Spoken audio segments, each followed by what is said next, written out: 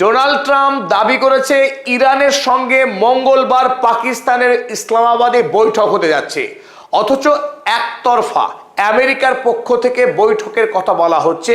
আর এখানেই প্রশ্ন উঠছে, ডোনাল্ড ট্রাম্প কি বৈঠকের মোড়কে ইরান যুদ্ধ শুরু করতে যাচ্ছে আবারও? কারণ এই মুহূর্তে থানায় দারোগা বাবু একজন নিরপরাধ আসামিকে লকআপে তুলে এনে থার্ড ডিগ্রি প্রয়োগ করে ঠিক যেমন ভাবে বাধ্য করে না করা অপরাধকে স্বীকার করতে, ঠিক সেইভাবে দারোগাবু সাজছেন ডোনাল্ড ট্রাম্প। ইরানকে বাধ্য করতে চাইছেন একাধিক অন্যায় শর্তে রাজি করাতে।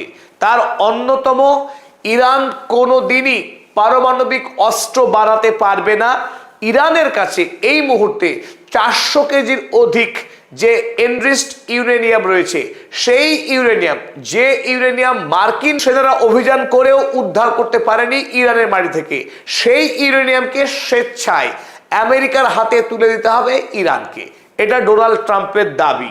এবং স্ট্রেট অফ হরমুজকে আন্তর্জাতিক বাণিজ্যের জন্য উন্মুক্ত করে দিতে হবে।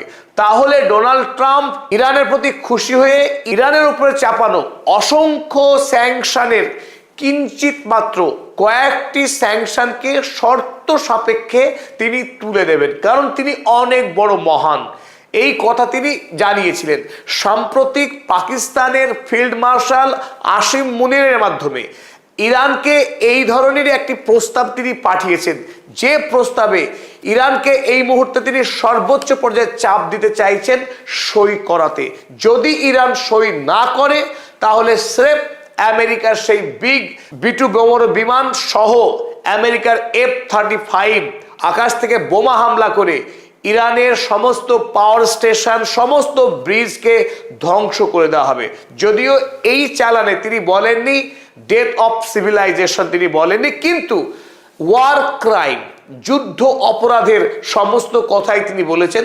কারণ তিনি আমেরিকার রাষ্ট্রপতি, কারণ তার উপরে রাষ্ট্রসংঘের নিরাপত্তা পরিষদ কোনো স্যাংশন লাগাতে পারে না। তার মুখে লিউকোপ্লাস্ট লাগানোর ক্ষমতা এই মুহূর্তে পৃথিবীর কারণ নেই, তিনি অন্তত মনে করছেন। আজ সন্ধ্যাবেলায় ডোনাল্ড ট্রাম্প আরো একটি টুইট বোমা ছেড়েছেন ইরানের সঙ্গে আলোচনার প্রেক্ষিতে। সেখানে তিনি স্পষ্ট জানিয়েছেন, মঙ্গলবার সকালবেলা ডোনাল্ড ট্রাম্পের একটি বিরাট প্রতিনিধি দল তারা ইসলামাবাদে এসে পৌঁছবে।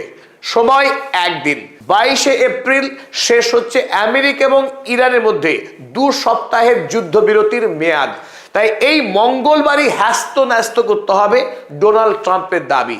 এই মঙ্গলবার ইরান যদি চুক্তিপত্রে সই না করে, তাহলে বুধবার থেকেই শুরু হয়ে যাবে আকাশ থেকে বোমা বর্ষণ, ডোনাল্ড ট্রাম্প জানিয়েছেন। চলুন আমরা দেখে নিই টুইটে কি বলছেন তিনি।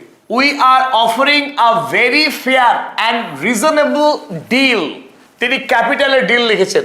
মঙ্গলবারে মার্কিন যে প্রতিনিধি দল আসছেন, সেই প্রতিনিধি দলের হাতে ইরানের সাথে চুক্তির লক্ষ্যে তিনি একটি ফেয়ার অ্যান্ড রিজনেবল, একটি নিরপেক্ষ এবং যুক্তিগ্রাহ্য ডিল দিয়ে পাঠাচ্ছেন তার প্রতিনিধি দলকে ইসলামাবাদে। And I hope they take it because, এবং তিনি বিশ্বাস রেখেছেন যে ইরানের প্রতিনিধি দল, ইরান তার দেওয়া এই প্রস্তাবকে মেনে নেবে, গ্রহণ করবে।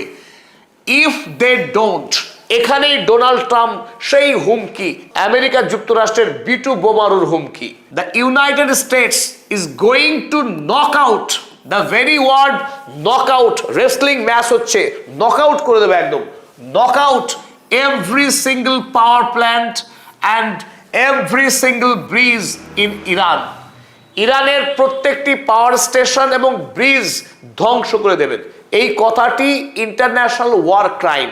কোনো রাষ্ট্রনায়ক, কোনো দেশের সিভিলিয়ান ইনফ্রাস্ট্রাকচার, নাগরিক পরিকাঠামোকে ধ্বংস করব, এই কথা বলা আন্তর্জাতিক আইন বিরোধী। এটি একটি বড়সড় যুদ্ধ অপরাধ।